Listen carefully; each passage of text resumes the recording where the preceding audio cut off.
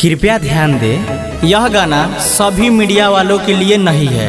कुछ ऐसे चमन चुतिया मीडिया वालों के लिए है जो फेक न्यूज बनाते हैं और व्यू पाने के लिए गलत का सपोर्ट और सही का विरोध करते हैं और अश्लील गाना का प्रमोशन और साफ सुथरा गाना का डिमोशन करते हैं। तो आइए सुनते हैं, बजाओ भाई।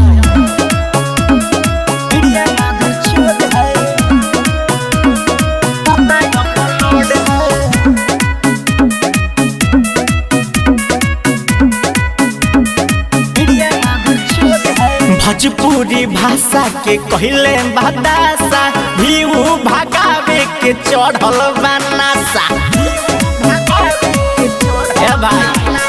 भोजपुरी भाषा के कहले बदासा भी भगावे के चढ़ल बनासा।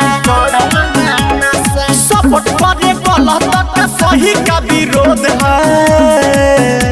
बात तो सही बा ब्यास, तो आगे सुना। अफवाह फैलावे में मीडिया में धरछोद है। फेक न्यूज बना के करता अपलोड है।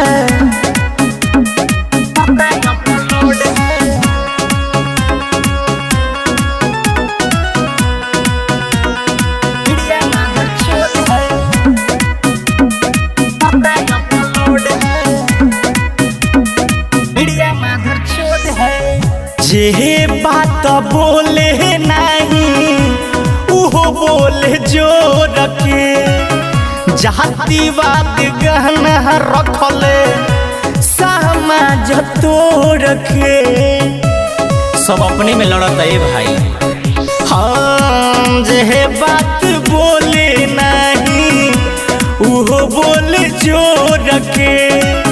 जातिवाद गहना रखले समाज तोड़ के। अच्छा गाना गावे उससे समझ विनोद है। अफवाह फैलावे में मीडिया माधर चोद है। फेक न्यूज बना के करता अपलोड है।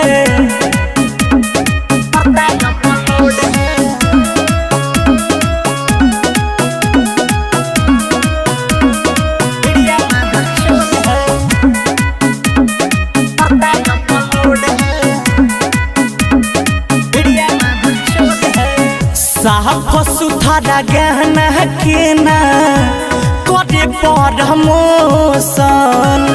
ढोरी चोली गावे जवान करे उहे मेंशन। अश्लील खुद फैलावता है। हाँ, साफ सुथरा गहना के ना करे प्रमोशन। ढोरी चोली गावे जवान उहे मेंशन। वायरल करे खातिर सटार नाम कोड है। अफवाह फैलावे में मीडिया माधर चोद है। फेक न्यूज बना के करता अपलोड है। सभी ही सार लोग के गलती बा, झूठों के सिंगर के बदनाम कैले बा लोग। मिक्स बॉय बिहारी म्यूजिक चकिया।